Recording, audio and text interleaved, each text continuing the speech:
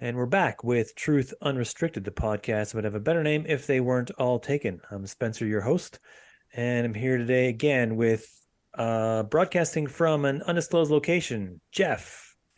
How's it going, buddy? Good. How are you? Not too bad. Good. So, I want to talk about new topic today. I want to talk about juxtaposition and media distortion. So, obviously, we're not going to cover the full breadth and width of everything that happens with media distortion, but focusing on juxtaposition itself and how it's used in media distortion. Most people don't think about this a lot, although I guarantee they encounter it on a daily basis now. Juxtaposition is the placement of two ideas so close together that the audience, the person that the ideas are being communicated to, is meant to understand that they are together and then put them together on their own. This technique of dishonesty really is useful because the person doing the communication gets to later say, "Oh, I didn't say that. I didn't say that." I think in our lifetimes, Jeff, one of the most famous incidents of juxtaposition was done by none other than George W. Bush underneath a Mission Accomplished banner. Do you remember that? Yeah. Well, he never actually said He mission never accomplished. actually said mission accomplished, and he didn't actually say mission accomplished. But we were all meant to believe that he meant mission accomplished because of his placement underneath this huge banner that spanned the width of an aircraft carrier. What's your first take on juxtaposition as a concept? Uh, Well, I mean, like the classic definition of juxtaposition is like it's got to be two specifically contrasting things, right? Not necessarily two unassociated things. they don't have to be contrasting. Well, according to the Oxford English Dictionary, they do indeed need to be contrasting. Yeah, they don't like it doesn't have to be like veering into irony where it's like opposites or anything like that. It can be just two simple things. Like I can say, the neighbor is coming over. I'm going to have sex tonight. And you're going to think automatically, and everyone's going to think, I'm having sex with a neighbor. Not necessarily true. They're just two ideas placed side by side, and you're meant to think that they're together. Yes, I understand the concept you're putting forth. I'm Yeah, just yeah. raising my hand and saying that it doesn't meet the Oxford English Dictionary definition of juxtaposition. Is all, Because they're but that's not fine. opposites. This is a philosophical exercise. I'm looking at the Goog right now. Juxtaposition: the fact of two things being seen or placed close together with contrasting effect. Contrasting is even underlined, so I think that's an important part. Contrasting effect. Yep. Well, in that case, even George W. Bush under a Mission Accomplished banner wouldn't really fit the bill, would it? No, but Well, it's also unclear what they mean by contrasting, even in that context. I would call those guys up and I tell them that their definition is ambiguous at best, and they need to do better because they're supposed to be the pros at this. It's really unclear what they're going for by contrasting. Not really opposites, right? Just sufficiently different in some way. this would not be the first time that we have boldly philosophically strode into new definition territory of an old term. So I Oh don't think yeah. we need. I don't think we need to belabor whether or not contrasting fits with the point that's being made. I understand what you mean when you say juxtaposition, so I think we can move forward. Yeah. This idea, like I say, this is two things that aren't connected, and the audience is meant to understand them to be connected and then often come to the wrong conclusion based on that. Oh yeah, one As hundred in the percent. case of my example with the neighbor and having sex. I'm not having sex with the neighbor in case my wife ever hears this. Mm-hmm. Yeah. So, media distortion, we have way more media than we ever did. Media is supposed to be dying, but it's not really. It's just It's just less organized. it Yeah. And it's less like, regulated, infinitely less regulated. yeah, oh yeah. And I mean, there are 1,000 new outlets that are, imitating journalism all over the place, and some of them are just blatantly lying. But juxtaposition isn't really blatantly lying usually. It's sort of uh, um, introducing you to something that's you haven't put together on your own, and is meant to sway your opinion in some way usually. One example I ran into when I was looking into something about this was an incident that happened in the year 2000, way back, 23 years ago, when we were already adults, Jeff. There was a man named Tuvia Grossman who was in Israel, and a picture was taken of him. This was during the really, really heavy Israel Palestinian conflicts, or one of the big, nasty, Yeah, yeah, one flare of the ups. big, yeah. I think they call it an intifada or Yeah. something like that. I'm not that well versed in the The Israel second Palestine, Intifada on September 30th, 2000. right? And a picture was taken of him, what looked to be badly beaten, blood running down his face, and right next to him, above and sort of behind him, was an Israeli police officer who had a large baton and was waving it angrily. And he was identified wrongly as a Palestinian in the picture, and it led. And this came out on Associated Press. It was in the New York Times. It was in a few other newspapers, but I think the New York Times was the one that caught the most flack for this at the time, and it led people to believe that the police officer in question had beaten the man in the photo till he was openly bleeding. Yeah. And of course, why wouldn't you think that? In actual fact, outside the frame of the picture is an entire mob of Palestinians who had beaten that man, who happened to be an American citizen in Israel, visiting or vacationing or doing a time to study there or something like that. And the entire story was wrong. I mean, the story seemed to be told in one sentence, and of course, that whole story is completely wrong. All the context is carved away from the photo, and it looks like something entirely different is happening than what was really happening. And this is kind of what I mean by an image being used to change the entire picture of what's really happening. The picture is meant, usually pictures are meant to enhance and help us describe and understand what's really happening. But in this case, it did the exact opposite. It led the world to believe that something entirely different was happening. Yeah. And another example, I don't know why I had two examples that were related to things being Jewish, but it doesn't really matter. These are just the two examples I found.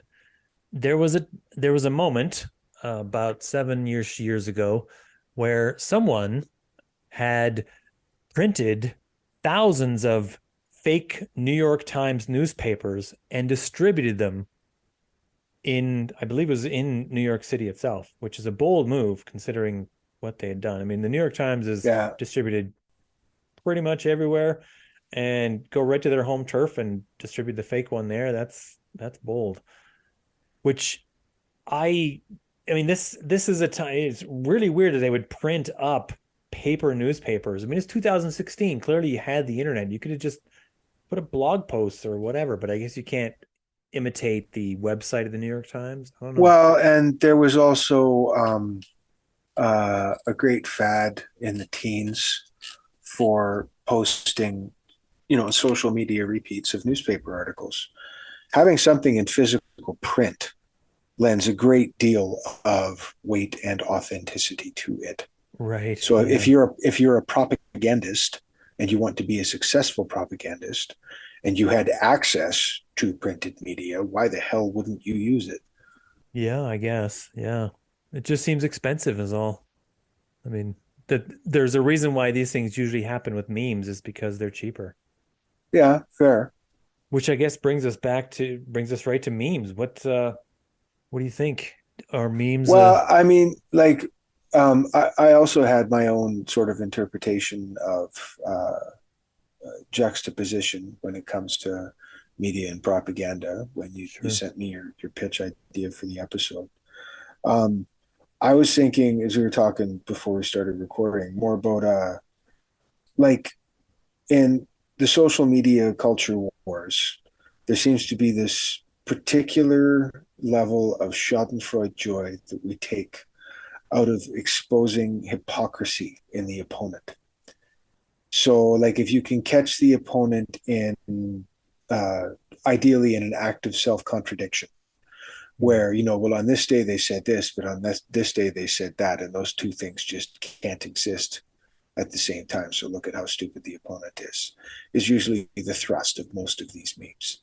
That's what I thought of with juxtaposition. Right. I think I see that a lot with topics that are extremely complicated, Yes, like it's absolutely a abortion. desire. Yeah, exactly, exact. Gun Yeah. control, like all of your hot button wedge issues are replete with these sorts of memes, where all we're doing is pulling snippets, sound bites out of the air, two things that the opponent has said within recent memory that we can put together and highlight how hypocritical the opponent's stance is.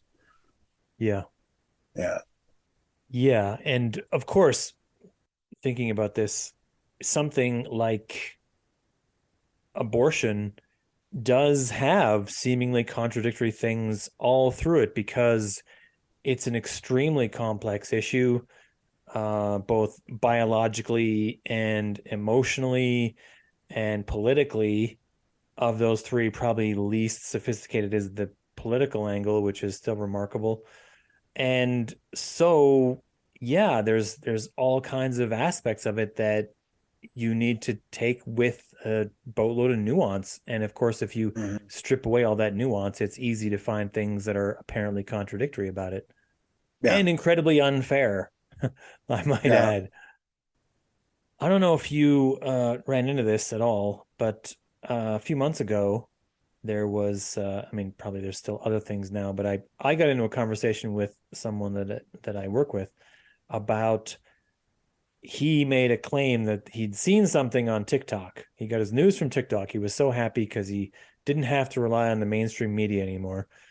And I already knew I should have shut down that conversation. But anyway, he was so happy and he informed me about the things that were going on in the world. And he said that our prime minister, Justin Trudeau, had built COVID internment camps. And he even showed me the video of these COVID internment camps. And I looked it up later and I was easily able to discover that the video in question was not from Canada at all. It was from China. And it was simply a video of something happening in China. It's unclear whether it's some kind of camp of some kind or some kind of city. I mean, all you see is 20 seconds or so of what looks like a riot of some kind and some voice telling you that this is a Canadian COVID internment camp, definitely for real. Mhm. And you don't need any more evidence because you can see it with your eyes. And in the moment where this man is showing me this, I can't say anything. I'm like, well, that definitely is a video of something bad happening somewhere in the world, I guess. I don't know. But without being able to go through and look it up in that moment, I can't refute him, which is part of why it's said that it takes roughly 8 to 10 times the amount of effort to debunk every false claim as it did to make the false claim in the first place. Mhm. And these sorts of things are happening at an alarming rate. I I give people shit all the time on Facebook about it, and I say, why do you post this? You know it's wrong. And some people say, well, I thought maybe it was right. Mhm. Or sometimes they say, well, it doesn't matter if it's wrong as long as it still supports my political agenda Yeah, or yeah, something like we've that. we've we've talked about that before, about like it doesn't need to be right if it agrees with my argument. Yeah, The yeah, the and the opponent can fact check, sling the memes and ask questions later. yeah, Yeah, yeah, and I don't understand that. I I personally think that the misinformation in our world now is in some way powered by every lie that's ever been told in history. And of course, the lies that are told by the powerful people give it much more thrust.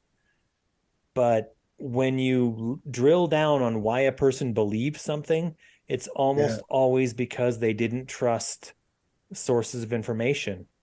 And sometimes there's real reasons to not have trusted those in some other moment, yeah, but not necessarily in this moment. There's definitely reasons to not trust Pfizer, but I still take the vaccine, yeah. right? I think a lot of the one of the big motivators of the sort of juxtapositional memes that I referred to earlier Mm. in the whole propaganda game is just it's straight up a culture war tool. Like I really believe that like there's people that are just interested in that having working class right wing and left wing people constantly bickering at each other. Well, And like these memes, like when you cherry pick two contradictory ideas and hold them out there as an example of a reason to ridicule your opponent. What you're doing is dehumanizing your opponent. Like the punchline is always, look how stupid they are. right. Look how unworthy of your respect they are. Don't Yeah. even bother trying to talk to them or understand their point of view. They are beyond intellectual redemption. Right or left, that's the thrust of the message. Yeah, Like I mean, the this the the this culture war thing is completely self pervasive and self fulfilling.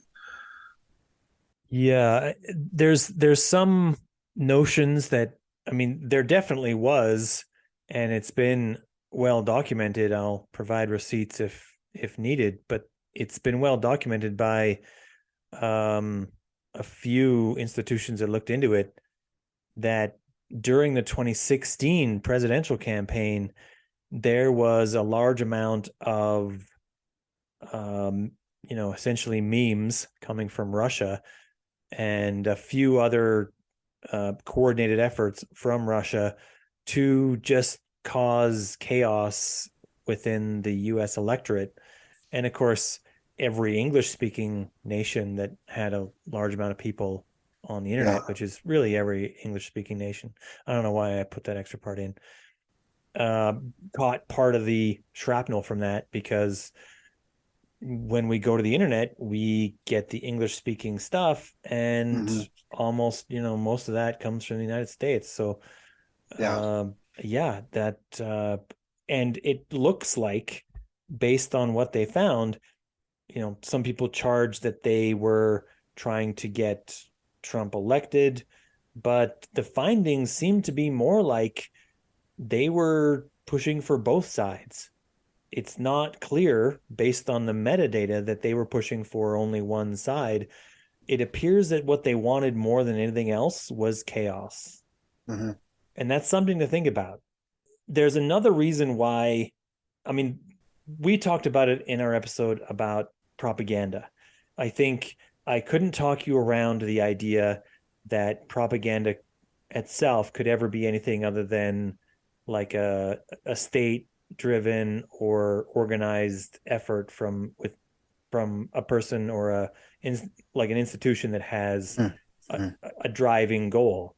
But I think we came up with something like pseudo propaganda or something like that. Mm-hmm. Uh, and it was the idea that I had, which was that instead of planting their seeds for their vegetables in a row, someone had just sort of scattered seeds to the wind, and they're just growing everywhere now. And this is the idea that people themselves are just picking these things up and running with them. They are just creating their own. And there are, I've run into one or two very small groups of people that coordinate and work together to create memes for the sides of issues that they collectively believe in. Yeah. And those people seem to be doing it for because they genuinely believe in the causes that they have, and they want to, they feel that that's an effective way to change minds. Whether they're Yeah. right or not, I can't say from this far away. But I mean, maybe there's, Yeah. if you can grab the tiller of a ship and pull it one direction, then maybe you can get the thing steered in the right place. But maybe you just make the ship turn in circles. I don't know. And the other thing is that there's people who make this stuff up because they're trying to drive traffic to certain things for Yeah. clicks, for other engagement, right? I mean, I see juxtaposition a lot as well in clickbait, where they'll say, "Oh, you won't believe what they just said," and they'll have a picture of something that you think Yeah. might look interesting or something, and then you're like, and then you remind yourself, no, that's just clickbait. You're Yeah. never going to see how that image relates to what they're saying, because that's not what's behind that link. Yeah. It's everything other than that. Yeah. It's some other link that might lead to that eventually. Like, you can just keep clicking forever and it's turtles all the way down. And I don't think this discussion is complete without one more example of juxtaposition, which is the use of music. Oh yeah. 100%. Right. I mean, we accept, of course, we invite and encourage our popular movies to have music in them. The heroes need to have heroic music that goes with them. Indiana Jones has a theme song. Superman has a theme song. And when the hero is about to win or is in danger, the music helps us to feel that moment the way it's supposed to be felt. And in movies, in fiction, that's useful, but music isn't supposed to be for anything other than fiction used in this way. Like, music as a way to enhance a narrative is only meant to do so in fiction. If someone is pretending to tell you facts and there's And music there's like involved, haunting minor chords going on in the background. yeah, they're not Yeah. telling you facts. They're just not. Like, please, please, this is me pleading the internet at large. Stop listening to that. I get into arguments on Twitter with people, and they'll say, "Oh yeah, but look at this thing this evidence supposedly I have, and it's something or other." And as soon as I hear the music, I'm like, "Yeah, no, Yeah. this is an obvious appeal to emotions. Obviously, the idea that you can't even see it is just, it blows my mind. And an appeal to emotion is not factual. It's just not. That's the reason Well, why." no, but like you have to argue, sorry, I got to pump the brakes Sure. here a little bit. You have to argue that like any media is trying to sell itself.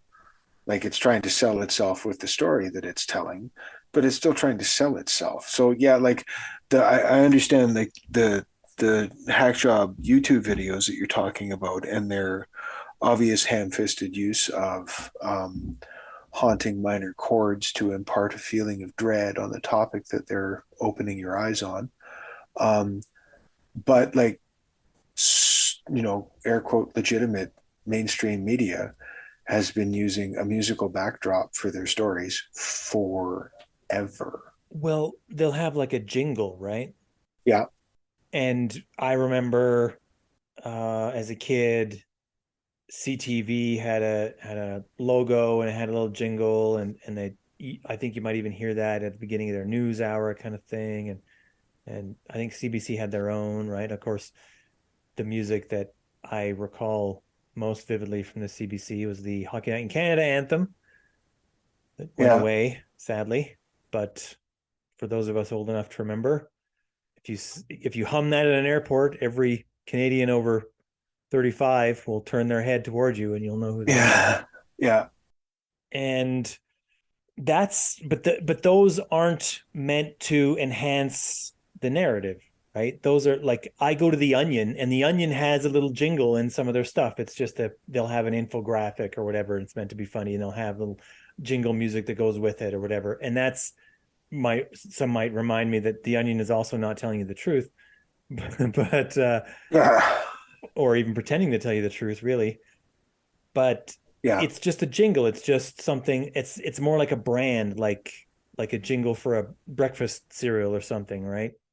Yeah. It's more for brand recognition. It's the same every time too. It's not Well, yes and no. meant I to be mean, like, scary. It's not meant to be. there are, I don't know how much mainstream media you've been watching lately, but like all the major networks, like when they do, oh, well, yeah, there we go. When it's an editorial, Hmm. when it's guest columnist telling a long story with a series of crafted and edited cutscenes of whatever it is they're exposing or whatever story they're telling, there's always a musical underscore to that. Like it's a piece of media, but that kind of makes the point, doesn't it? Well, yeah, I guess they're not they're not really just imparting facts. Yeah, They're attempting to engage your emotions with the facts, yeah, and that's what the juxtaposition is meant to do. And that's why, I mean, when you go to read, I mean, I'm kind of being a little bit facetious here, but when you read scientific research papers, they don't come with jingles. There's no infographic.